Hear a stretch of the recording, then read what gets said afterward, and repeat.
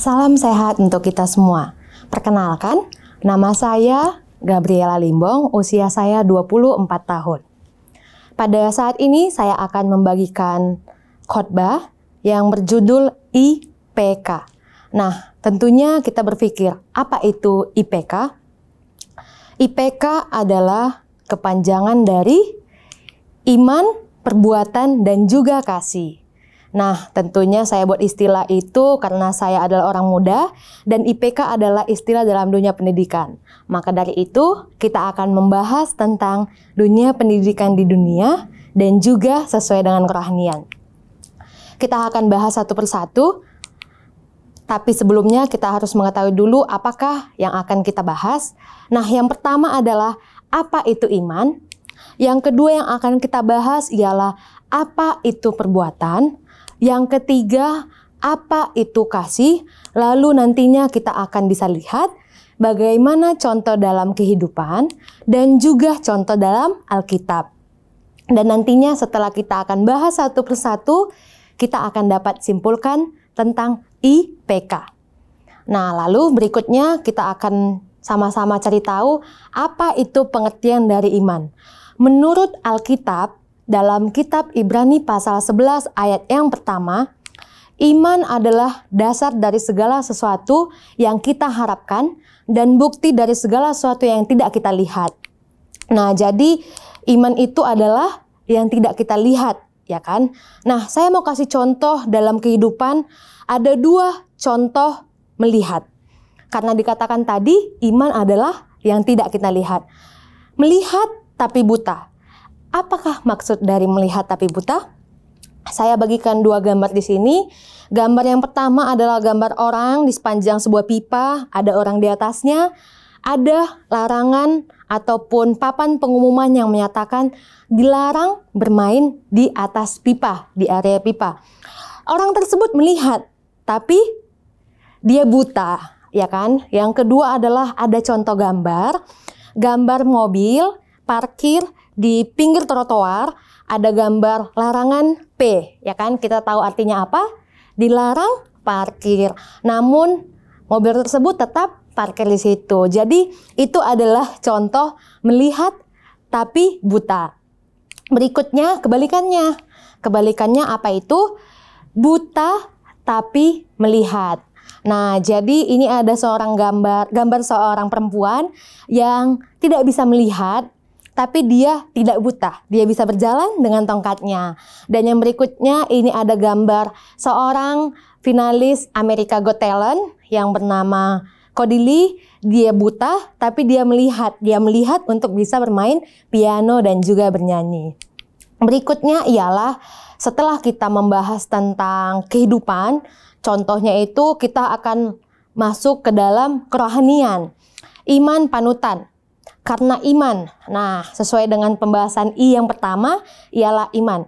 Karena iman. Mari kita sama-sama membuka Alkitab dalam kitab Ibrani pasal yang ke-11. Kita akan bahas di ayat yang ketiga, 4, 5, 7, 11, 17, 29, dan 40. Dalam ayat yang ketiga, saya akan buat istilah-istilah yang familiar di dunia pendidikan. Karena untuk kita mengingat bagaimana tentang pendidikan sesuai dengan judul IPK. Ya, yang pertama ialah dalam ayat ketiga ada istilah SKS, iman panutan. Apa itu? Yang kedua di ayat yang keempat PKL.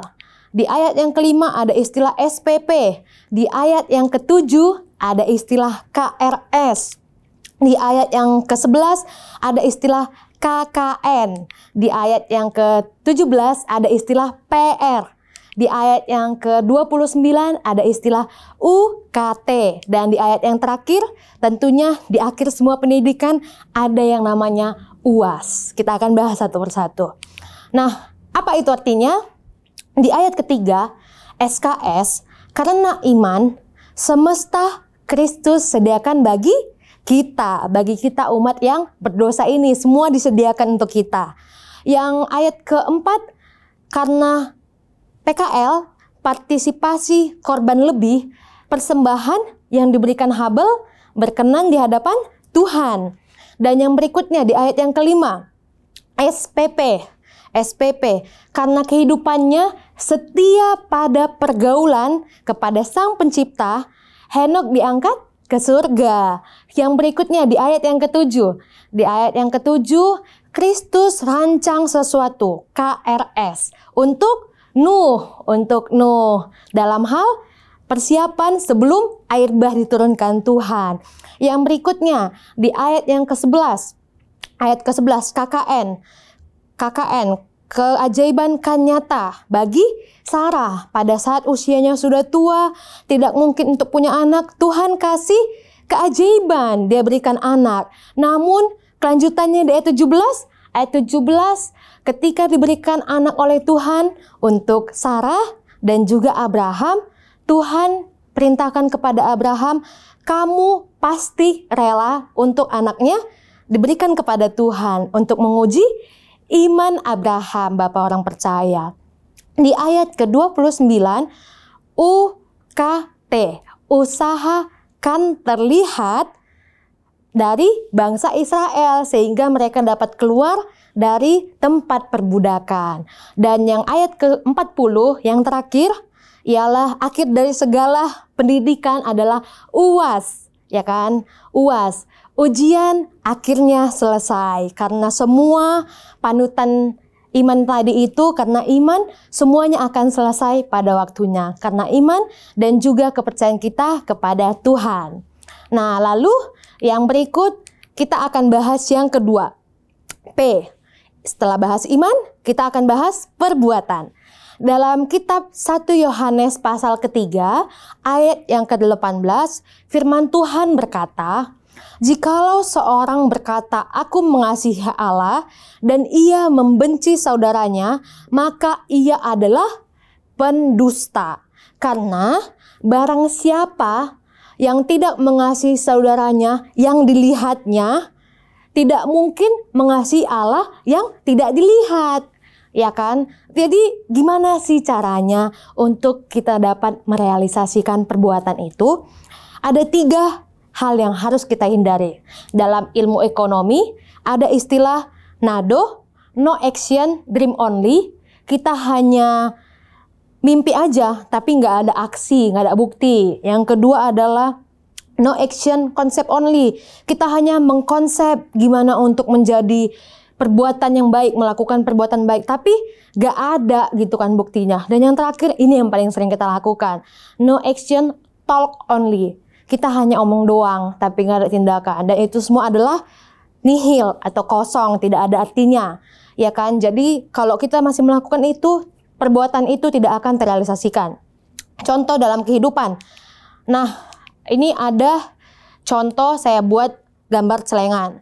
Nah, kebetulan dari saya kecil, saya membiasakan diri untuk menabung di celengan, ya kan. Sampai akhirnya setelah saya kerja, saya tetap melanjutkan hal tersebut.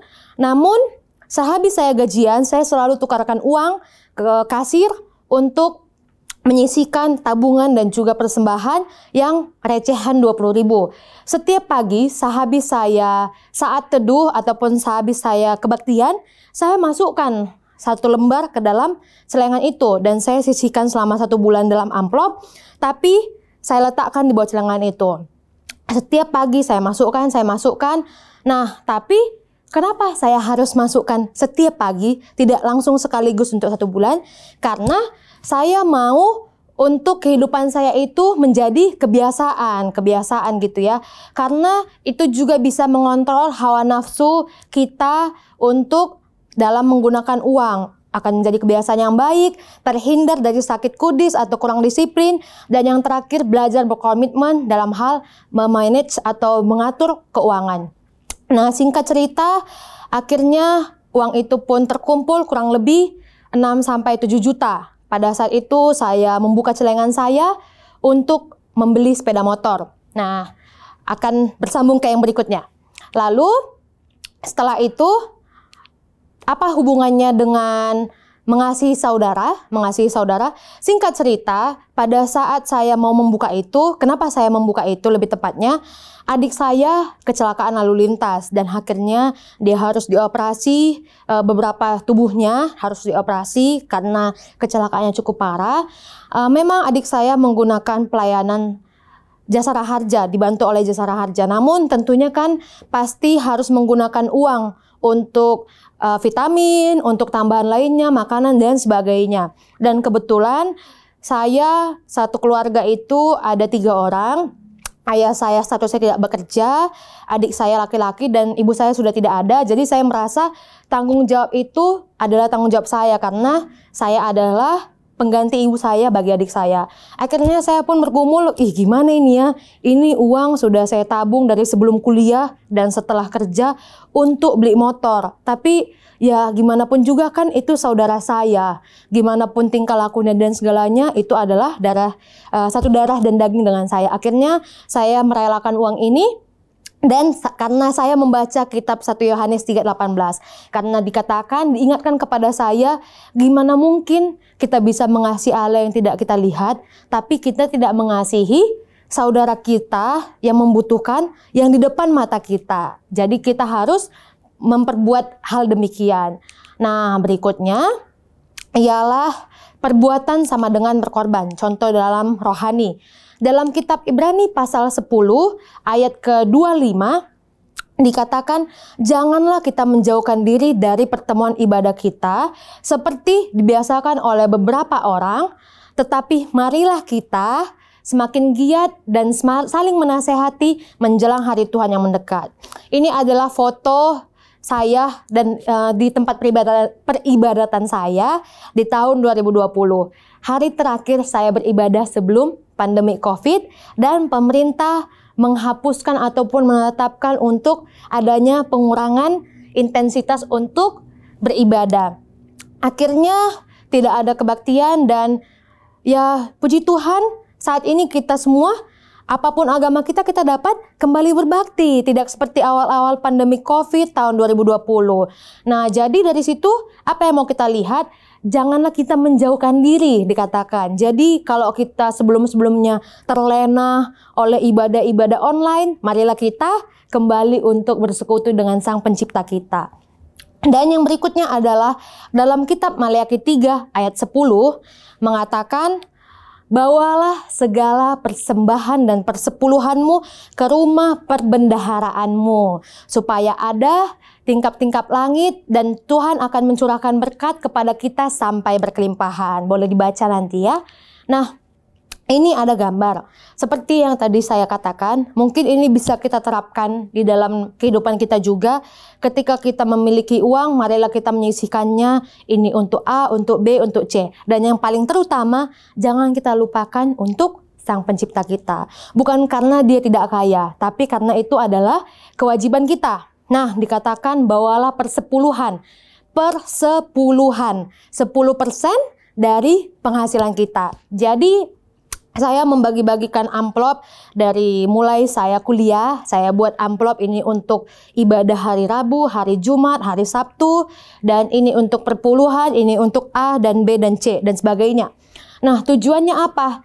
Itu untuk melatih saya ataupun nantinya bisa melatih kita untuk bisa mengontrol setiap bulannya, oh ini harus kita sisihkan untuk ini punya Tuhan, ini punya ini punya ini. Jadi kita terbiasa untuk tidak terburu-buru pada saat ada untuk ibadah, kita terburu-buru tapi semuanya itu penuh dengan persiapan. Bukan karena nilainya, tetapi karena gimana kita dari hati kita untuk memberikannya.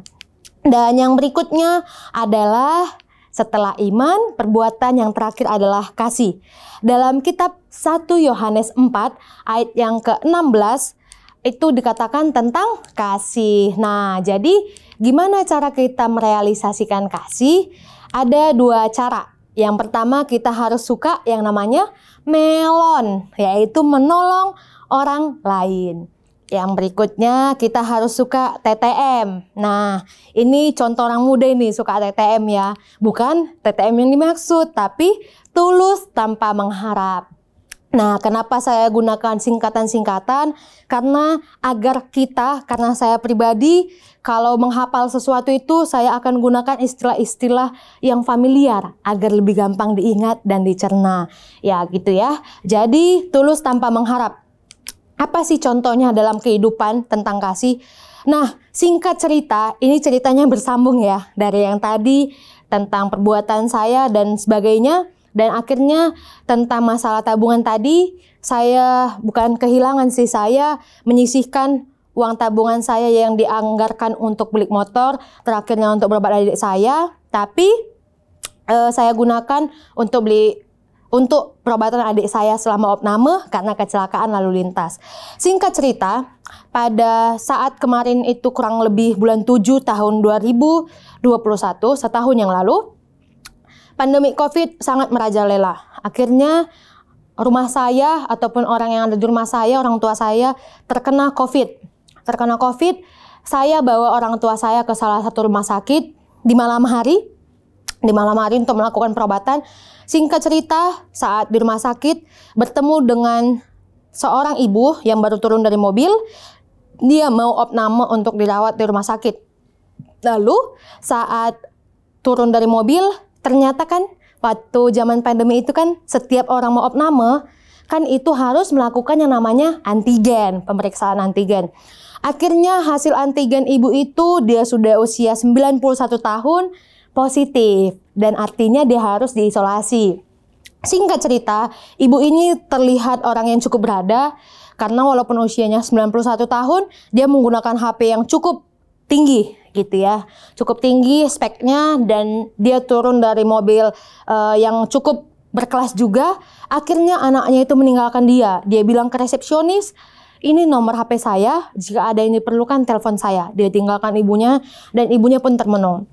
Nah, apa yang menggugah pikiran saya membayangkan beberapa puluh tahun yang akan mendatang, saya menjadi seorang ibu, tentunya kita semua perempuan pasti akan memikirkan, gak hanya perempuan, mungkin kita semua akan memikirkan gimana pada saat kita beberapa puluh tahun yang akan datang, kita sudah berkeluarga, punya anak, kita sakit, kita ditinggalkan oleh anak kita. Saya ingat pepatah mengatakan, satu orang ibu bisa merawat 10 orang anak. Tetapi 10 orang anak belum tentu bisa merawat seorang ibu. Nah, itu yang saya pikirkan ketika saya melihat ibu ini. Singkat cerita, saya datangi ibu itu. Kenapa ditinggalkan? Iya, anak saya takut. Kami itu kalau udah kena COVID itu dianggap kurang berkenan. Seperti itu katanya. Akhirnya saya bilang, tetap semangat ya ibu. Saya bilang seperti itu. Dan singkat cerita, orang tua saya dan ibu itu mau pergi ke satu tempat lagi untuk melakukan foto untuk semuanya gitu kan. Nah, ibu ini kan sudah tua nih, jadi dia jalan pun agak susah. Hingga akhirnya perawatnya itu pun kurang sabar gitu kan. Kurang sabar dan mungkin takut juga ya. Tapi saya berpikir, toh saya juga mengurus orang tua saya yang sudah terkontaminasi, kenapa nolong harus beda-bedakan orang gitu kan. Maksudnya sekali kena ya sudahlah. Ya dalam arti sekali saya menolong yang orang tua saya sakit COVID, ya nggak apa-apa lah ibu ini juga gitu kan. Lalu saya tolong, saya pegang dia, saya naikkan, dan terakhirnya saya naikkan, dan sepulangnya balik lagi ke tempat sebelumnya. Akhirnya kami cari tempat isolasi, dan saya bilang tetap semangat ya, Tuhan memberkati. Lalu saya antar orang tua saya ke tempat isolasi. Singkat cerita, besok harinya, kebetulan itu hari Senin, saya teringat lagi akan ibu itu. Gimana ya kalau anaknya itu nggak jadi ngomongin dia, gimana perasaannya. Akhirnya saya datangi dia, saya antar makanan, dan juga saya kirimkan kata-kata Alkitab yang memberikan semangat pada dia.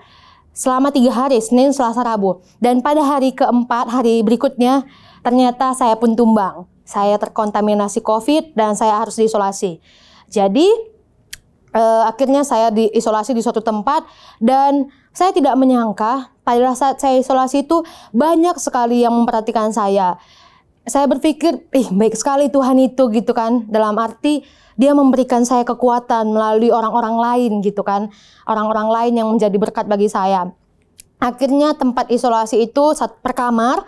Di kamar saya itu setiap hari dari hari pertama sampai hari ke-10 datang makanan, terus datang makanan. Sampai akhirnya kebetulan yang menjaga Satpol PP dia pun kesal. Terus-terusan pun kamarmu aja yang didatangi. terus-terusan dapat makanan, sakit kok malah beli-beli makanan. Saya bilang enggak, itu dikasih. Akhirnya si Satpol PP pun kesal, tapi pas dia masuk ke ruangan saya itu, dia lihat ada ikan cupang. Karena saya bawa ikan cupang saya itu waktu isolasi, biar nggak stres sekali kan, untuk ada kawan cakap-cakap, atau kawan untuk dilihat-lihat gitu kan. Akhirnya dibilang, "Is, dek cupang ini asik, dek cupang aja yang dapat makanan." Gitu kan. Akhirnya kamar saya jadi base camp. Kan sesama orang COVID nih, gak apa-apa lah kan tukar-tukar makanan, walaupun sebenarnya gak benar-benar kali juga. Jadi singkat cerita, akhirnya saya dapat banyak makanan, bukan makanan yang mau saya ceritakan, tetapi banyak orang-orang lama yang tiba-tiba menghubungi saya, teman-teman dan sanak saudara, "Ih, kamu kenapa? Bla bla bla bla bla." Akhirnya memberikan salam-salaman buah. Kan zaman udah canggih nih, transfer ini, transfer itu. Akhirnya saya terkejut kan. Kenapa? Karena setelah saya selesai isolasi, loh, kok saya dapat uang sebanyak ini ya? Melebihi dari uang yang saya harus sisihkan untuk adik saya tadi yang saya buka celengan saya untuk beli motor. Lalu saya merimang-rimangi, oh baik sekali Tuhan itu ya. Ketika kita berkorban, ketika kita kasih, sayang dan memberikan sesuatu untuk orang yang kita kasihi, kita akan mendapat gantinya. Gitu kan, sama seperti yang Tuhan ajarkan, ketika kita kehilangan sesuatu, kita akan mendapat berkat dari yang lainnya gitu. Jadi ada yang memberi, Tuhan yang memberi, Tuhan yang mengambil, seperti itu ya. Jadi dari sini kita diingatkan untuk saling mengasihi tanpa membeda-bedakan. Dan yang terakhir adalah dalam kitab Lukas pasal 10 ayat ke-25 sampai 37. Ada suatu cerita dalam Alkitab, cerita tentang seorang ahli Taurat yang mendatangi Tuhan Yesus. Katanya, "Guru, apa yang harus saya perbuat untuk memperoleh hidup yang kekal?" Lalu, guru itu menceritakan sebuah perumpamaan. Ada seorang yang mau pergi ke kota Yeriko, tiba-tiba dia jatuh ke tangan penyamun. Dan penyamun itu merampoknya habis-habisan dan menghantaminya ataupun memukulinya sampai setengah mati. Nah gitu ya, penyamun itu kalau di zaman sekarang ini mungkin pencopet gitu ya. Ada orang mau pergi ke kota Yeriko, dia kena copet, mungkin ya kena copet atau dibegal sampai setengah mati. Tiba-tiba ada yang pertama, seorang imam lewat, tapi dia hanya lewat saja, gitu kan. Yang kedua, ada seorang Lewi, dia hanya lewat juga. Lewat gitu kan, kayak kita mungkin lewat, takut kita menolongnya, mungkin takut dijadikan apa gitu kan, dijadikan bukti atau apa. Dan yang terakhir, lewatlah seorang Samaria. Dia lewat dan dia tolong itu orang, karena tergerak oleh belas kasihan. Dia pergi, disiraminya, dibalutnya lukanya, dilakukannya pertolongan pertama pada kecelakaan. Ibaratkan katakan dilakukan semampunya. Dia bawa ke tempat pengobatan. Dia bawa ke tempat penginapan. Nah, pada zaman itu dikatakan penginapan. Dia berikan uangnya 2 dinar kepada kepala penginapan itu. Dia bilang, "Lakukan yang terbaik untuk orang ini. Saya besok akan menggantinya kalau kurang." Wih, baik sekali ya orang tersebut. Nah, sama kayak sekarang kalau kita lihat ada orang kecelakaan, kita dituntut untuk seperti orang Samaria ini. Lalu apa intinya? Intinya adalah pertanyaan dari ahli Taurat tadi. Nah, pertanyaannya, gimana cara memperoleh hidup yang kekal? Tentu jawabannya sama seperti yang dilakukan oleh orang Samaria itu. Tergerak oleh belas kasihan, kasih ya, seperti yang dilakukan Tuhan kepada kita.